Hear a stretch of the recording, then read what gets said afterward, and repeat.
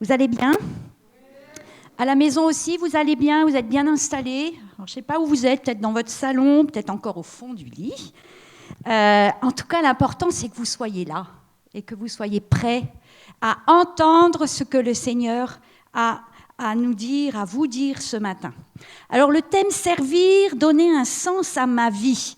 Je crois que c'est certainement le cri du cœur de beaucoup d'entre nous qui voulons que notre vie, elle fasse une différence dans ce monde, au milieu de notre génération, de la génération présente. Et je crois qu'on voit, quand on lit la Bible, qu'il y a bon nombre d'hommes et de femmes qui ont vraiment impacté leur génération, parce qu'à un moment donné, ces hommes et ces femmes ont répondu à l'appel de Dieu à le servir. Et c'est ce que nous allons voir maintenant, en quoi est-ce que cet appel, ce qu'il est, ce qu'il représente. Et la semaine dernière, déjà, Pascal nous a partagé le service pour Dieu, choisir de perdre pour retrouver. Le titre en soi, au départ, ça faisait pas forcément une émotion très très positive, mais je ne sais pas si vous êtes comme moi, mais c'était tellement impactant d'entendre ce qu'à travers la vie d'Esther, Dieu avait pu manifester pour elle, pour son peuple. Et aujourd'hui, le thème du message, c'est « Qui est mon maître ?» Alors, c'est quoi cette question ? À partir du moment où on sert, où on a décidé de répondre à l'appel de Dieu pour le servir, la question ne se pose pas. Qui est mon maître ? Bien évidemment que c'est le Seigneur, mon maître. Mais là, il faut se poser une question par rapport à ce que Jésus a dit dans Matthieu 6, 24. « Personne ne peut servir deux maîtres, car ou il détestera le premier et aimera le second, ou il s'attachera au premier et méprisera le second. Vous ne pouvez pas servir Dieu et l'argent. » Ici, je crois que Jésus nous révèle une réalité spirituelle dont nous devons être profondément conscients. Oui, parce que lorsque tu as répondu, lorsque j'ai répondu, ou lorsque tu vas répondre à l'appel de Dieu à le servir, tu vas aussi le choisir comme maître, mais il y a une autre puissance spirituelle qui va chercher à te détourner de Dieu, à te détourner de ce maître que tu as choisi. Parce que celui-là, ses intentions sont complètement opposées à celles de Dieu, et ça, nous le savons parce que ça a commencé déjà dans la Genèse. Et là, dans ce verset, il est question du Dieu de l'argent, du matérialisme, on dirait aujourd'hui aussi. Mais peut-être que ce n'est pas ton problème, c'est peut-être pas le mien. Mais c'est possible qu'il y ait peut-être un Dieu visible ou invisible chez moi, chez toi, qui peut-être est menaçant et pourrait t'amener à te détourner de ce maître que tu as choisi lorsque tu as répondu à l'appel pour le servir. Ce matin, répondre à cette question, qui est mon maître ? Ça détermine qui m'influence et l'impact que cette influence aura sur mes actions, sur mon service. On va ensemble regarder ce qui prouve, parce que c'est ça qui est important maintenant. On se pose la question, mais attends, qu'est-ce qui prouve du coup que Dieu est bien mon maître ? Alors ce matin, on va voir 4 points qui nous permettent de savoir si Dieu est vraiment mon maître. Et ça, on va le voir à travers le cheminement de Pierre. On aurait pu en prendre d'autres, mais celui-ci, c'est quand même flagrant. La première chose qui prouve que Dieu est mon maître, c'est quand je suis prêt à écouter ce qu'il veut me dire. Ça semble évident. La première chose, quand on choisit un maître, la première chose qu'on fait, c'est qu'on l'écoute. Et forcément, le fait de l'écouter va influencer ce que l'on va faire. On va lire ensemble l'épisode de la pêche miraculeuse, que vous connaissez bien sûr parfaitement bien, mais on du premier verset jusqu'au verset 11. Comme Jésus se trouvait auprès du lac de Génézareth et que la foule se pressait autour de lui pour entendre la parole de Dieu, il vit au bord du lac 2 barques d'où les pêcheurs étaient descendus pour laver leurs filets. Il monta dans l'une de ces barques qui était à Simon et il le pria de s'éloigner un peu de terre. Puis il s'assit et de la barque, il enseignait la foule. Lorsqu'il eut cessé de parler, il dit à Simon, « Avance en pleine eau et jetez vos filets pour pêcher. » Simon lui répondit, « Maître, nous avons travaillé toute la nuit sans rien prendre. Mais sur ta parole, je jetterai le filet. » L'ayant jeté, ils prirent une grande quantité de poissons et leurs filets se rompaient. Ils firent signe à leurs compagnons qui étaient dans l'autre barque de venir les aider. Ils vinrent et ils remplirent les 2 barques au point qu'elles enfonçaient. Quand il vit cela, Simon-Pierre tomba aux genoux de Jésus et dit, « Seigneur, retire-toi de moi parce que je suis un homme pécheur. » Car l'épouvante l'avait saisi, lui et tous ceux qui étaient avec lui, à cause de la pêche qu'ils avaient faite. Il en était de même de Jacques et de Jean, fils de Zébédée, les associés de Simon. Alors Jésus dit à Simon, « Ne crains point, désormais tu seras pêcheur d'hommes. » Et ayant ramené les barques à terre, ils laissèrent tout et le suivirent. Pierre, dans cet épisode, c'est pas la première fois qu'il rencontre Jésus. L'évangile de Jean nous raconte justement la première rencontre de Pierre et de Jésus. Mais ici, nous voyons une écoute qui va croissante, comme d'ailleurs tout le déroulé de cette histoire, de cet événement. D'abord, Pierre, il écoute Jésus qui est monté dans sa barque, sans rien lui demander, entre parenthèses, et il lui demande par contre, là, c'est fort gentil de sa part, Jésus lui demande de bien vouloir l'éloigner de bord pour enseigner la foule. Dans un deuxième temps, on voit Pierre qui est contraint d'écouter le message que Jésus donne dans la barque. Et dans un troisième temps, l'écoute de Pierre devient visiblement active puisqu'au verset 4 et 5, il est dit « Lorsqu'il eut cessé de parler, Jésus, il dit à Simon, « Avance en pleine eau et jetez vos filets pour pêcher. » Simon lui répondit, « Maître, nous avons travaillé toute la nuit sans rien prendre, mais sur ta parole, je jetterai le filet. » Est-ce que parfois, on n'est pas un peu comme ce Pierre et ses associés ? On est dépité sur le bord du rivage parce qu'on a travaillé avec ardeur, on y a mis toutes nos forces et finalement, on constate qu'on ne porte pas de fruits, qu'il n'y a pas de réussite. Vous êtes là ? C'est justement à ce moment précis que Jésus s'approche de nous et qu'il nous parle et qu'il nous dit « Avance en eau profonde ». J'aimerais faire remarquer 2 choses ici dans ce texte. Jésus a prêché dans la barque de Pierre et nous ne savons absolument pas ce qu'il a dit. Nous n'avons absolument aucun élément, mais je suis intimement convaincue que ce que Pierre a entendu de la prêche de Jésus a forcément impacté le choix qu'il a fait lorsque Jésus lui a dit d'avancer en pleine eau. Et on constate une chose, c'est qu'à travers toutes les prédications que nous entendons, moi je ne sais absolument pas ce que Dieu vous a dit et je n'ai pas besoin de le savoir. Ce qui importe, c'est que ce que Jésus veut vous dire et me dire, je l'entende. Et que ce que j'entends change quelque chose dans mon service. Et puis, c'est tellement important parce que ce que je vais écouter va déterminer 3 choses. D'abord, pour quel territoire j'agis. La deuxième chose, c'est sous quelle autorité je me place. Pierre a dit, on a travaillé toute la nuit, mais, et ce mais commence à faire que Pierre est en train d'annoncer, j'ai travaillé toute la nuit, mais je vais changer d'avis sur ce que je pensais. Et maintenant, avec quelle autorité je vais agir? Avec quelle autorité tu vas agir? Sur ta parole. Quand Pierre dit sur ta parole, il est en train de dire, ok, je vais faire, mais la réussite de cette action, ce ne sera pas moi, ça ne sera pas grâce à moi, mais ce sera grâce à toi. Je déplace, ce ne sont pas mes propres efforts, mais c'est vraiment l'action de Dieu.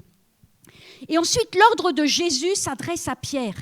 Jésus dit à Pierre, va en eau profonde. Et c'est vraiment quelque chose que Jésus demande à Pierre de manière personnelle. Avance. Et puis, l'action de jeter le filet, Jésus dit « jetez le filet ». Et là, Jésus s'adresse à un collectif qui était avec Pierre. Et qu'est-ce qu'on constate? C'est que le fait que Pierre soit allé en eau profonde va avoir un impact non seulement pour lui, mais sur tous ceux qui sont avec lui. Et là, j'aimerais te dire, ton écoute à la voix de Dieu déterminera la réussite de ton service, mais aussi son rayonnement au-delà de ta propre vie. Ce miracle, ça va bouleverser Pierre.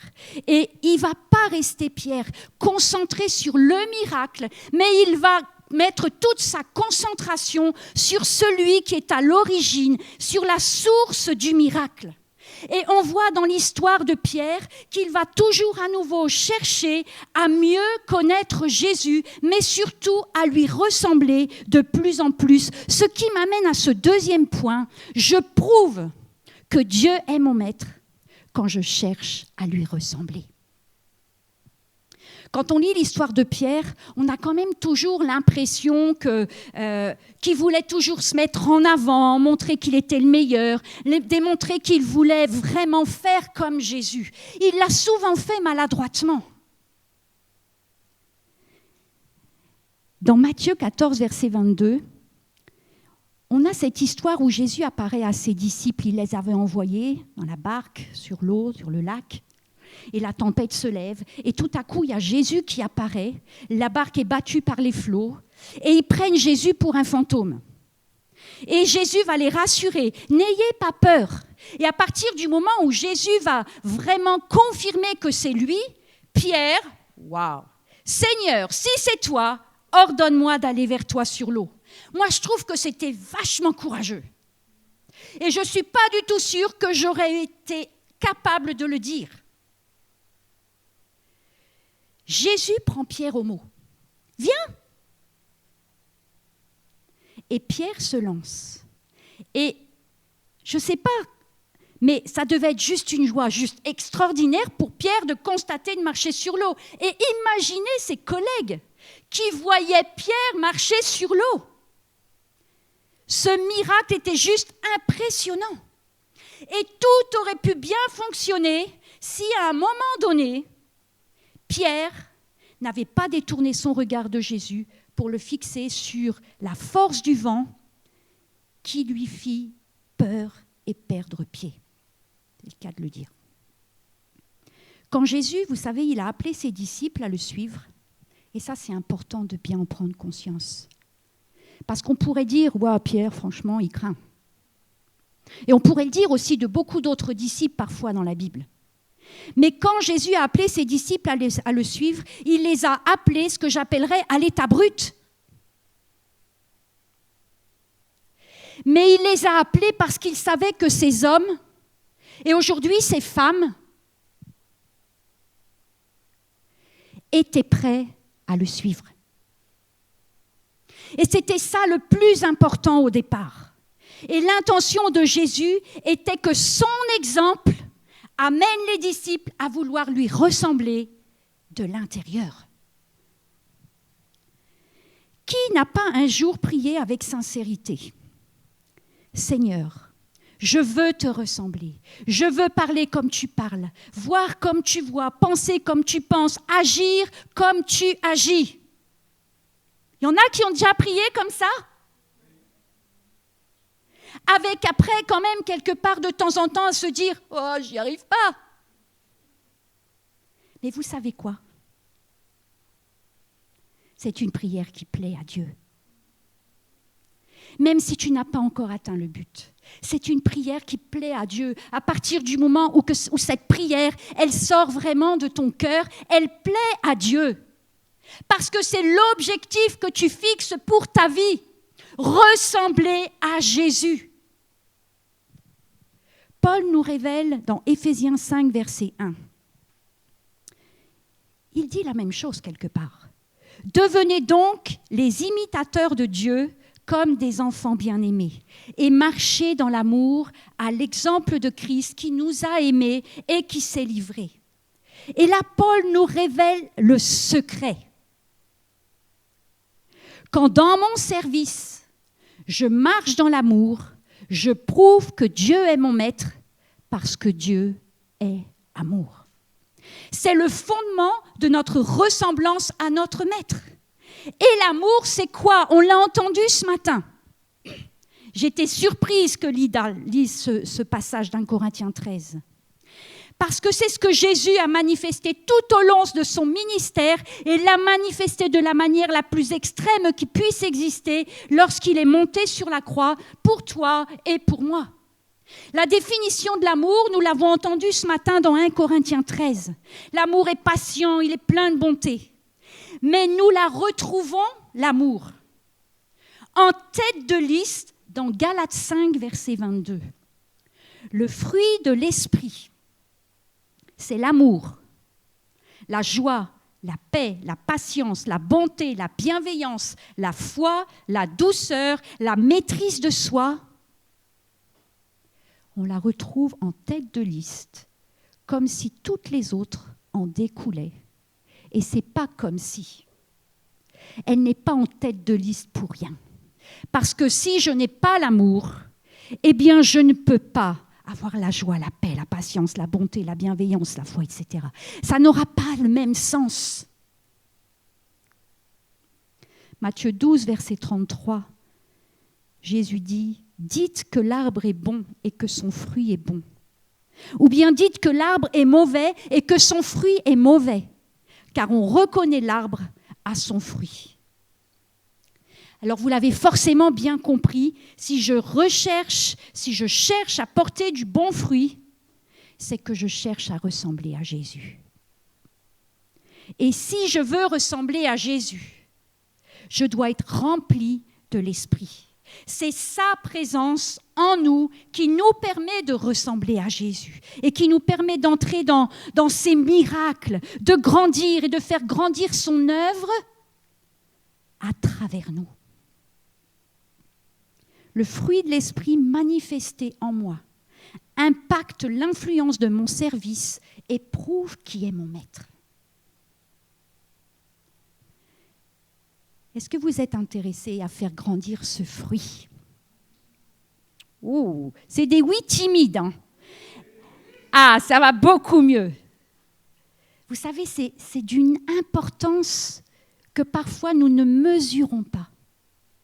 Parce que l'appel de Dieu sur ta vie est plus ce que tu es que ce que tu fais. Son appel sur ta vie, elle va au-delà du faire. Il est orienté sur l'être. C'est ce qui est en toi qui importe le plus pour Dieu.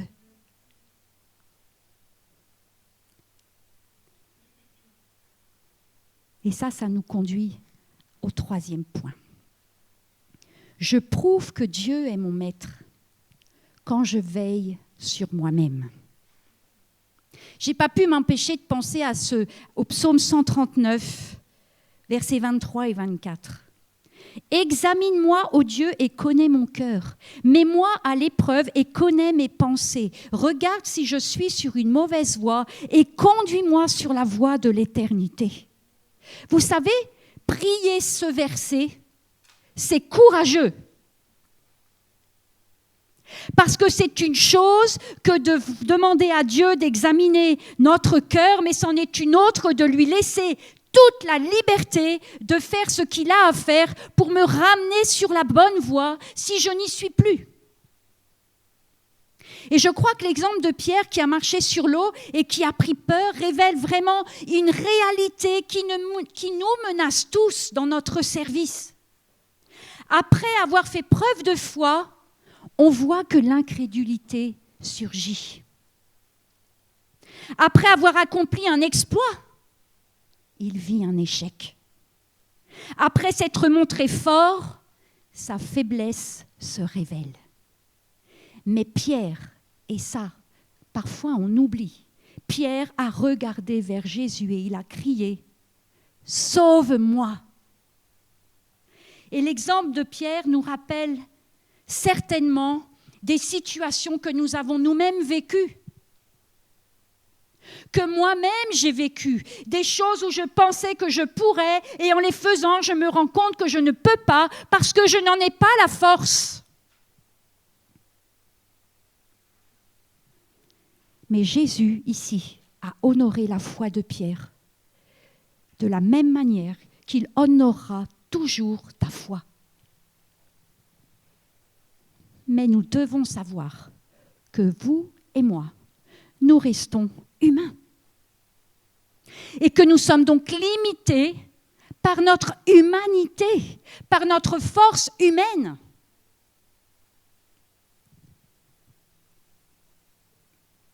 Pourquoi je dois veiller sur moi-même ? Justement pour ne pas me reposer sur mes forces humaines. Et pour que vraiment je sache que je dois dépendre de Dieu et pas de mes propres forces. Et si je n'y veille pas, même si j'ai la foi, je vivrai l'échec. Et il pourrait m'amener, cet échec, à me détourner de celui que j'avais choisi de suivre et de ressembler.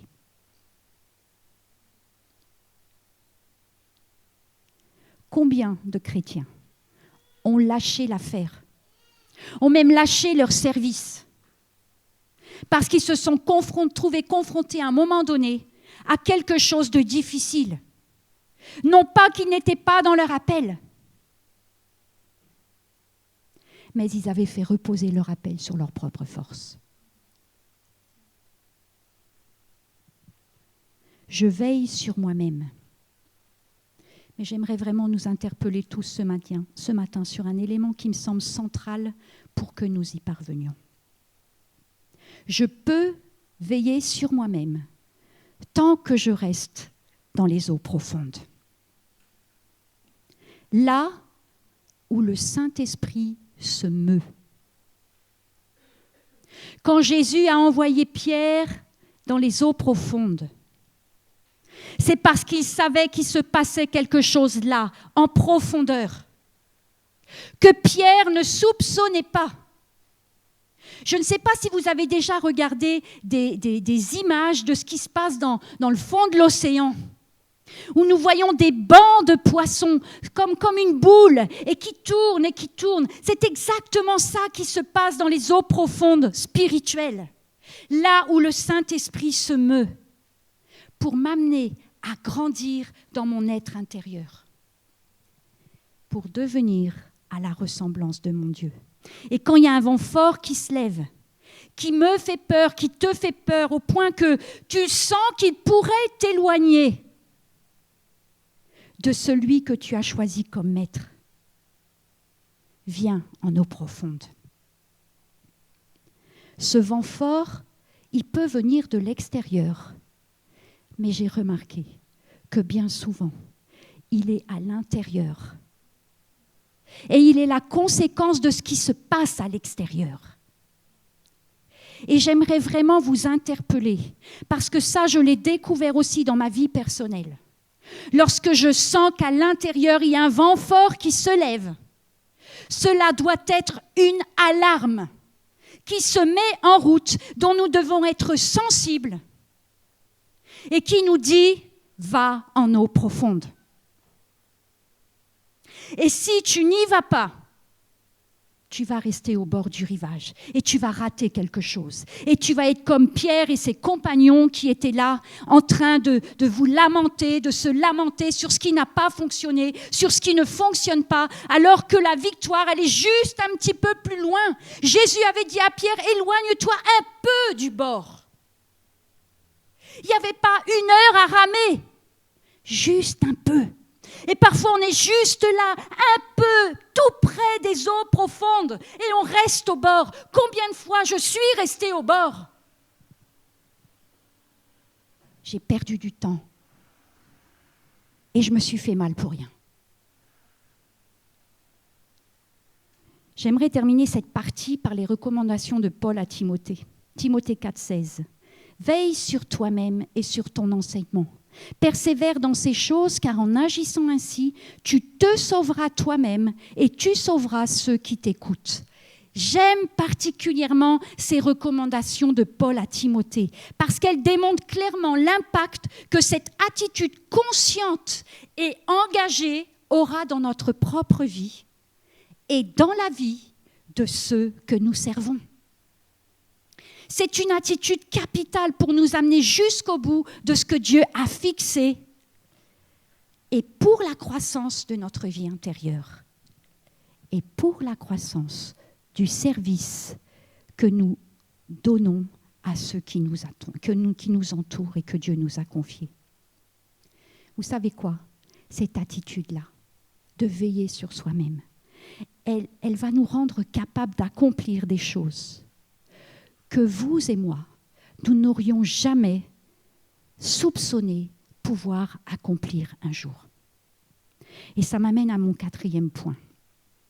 Je prouve que Dieu est mon maître quand je fais ce que je ne pourrais pas faire. Quand Pierre demande à Jésus de le rejoindre en marchant sur l'eau, Jésus lui répond simplement, tout simplement, avec juste un verbe à l'impératif, « Viens ». Pourquoi est-ce que Jésus dit à Pierre « Viens » ? Parce que quand Jésus est là, rien n'est impossible, même mon impossible. Et vous savez quoi ? Pierre, il sait qu'il ne peut pas marcher sur l'eau sans que Jésus le lui permette. Pierre le sait. Et c'est pour ça qu'il dit à Jésus, « Ordonne-moi de venir vers toi. » Et puis, Pierre, quelque part, il l'a déjà expérimenté. Rappelez-vous le premier passage que j'ai lu de la pêche miraculeuse. Sur ta parole. Pierre sait que sur la parole de Jésus, il y a des choses impossibles qui deviennent possibles.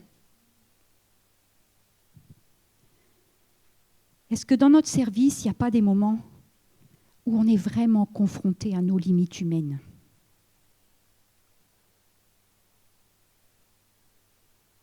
Et là, il nous est demandé de faire comme Pierre. Ordonne que je sois capable de le faire. Et vous savez quoi ? Si vous êtes dans le service, dans l'appel que Dieu vous a accordé, vous a confié, si vous dites « ordonne que je sois capable de le faire », alors il va le faire. Et nous pouvons aussi nous baser, comme Pierre, sur ce que nous avons déjà expérimenté dans le passé, où nous avons vu Jésus nous permettre d'accomplir des choses que nous n'aurions pas pensé pouvoir accomplir.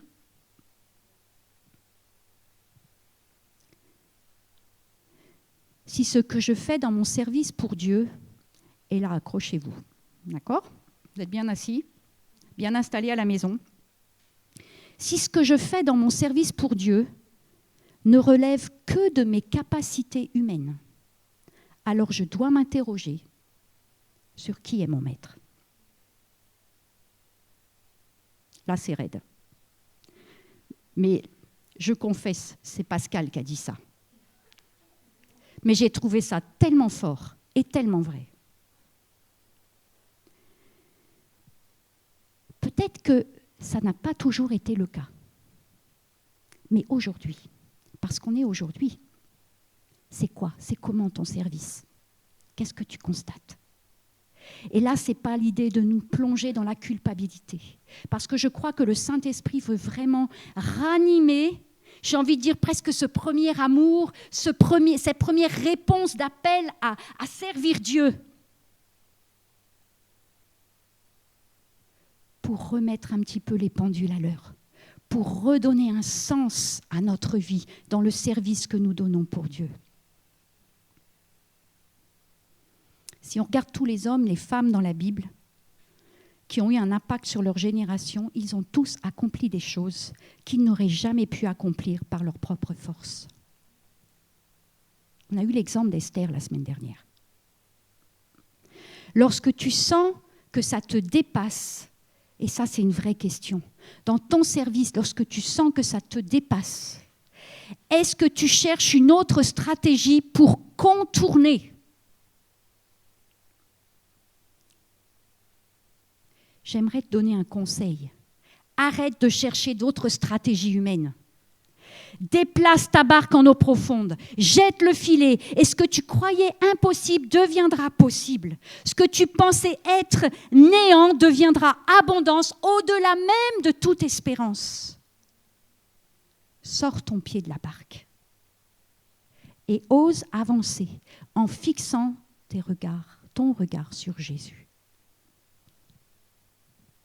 J'aimerais prier pour vous ce matin.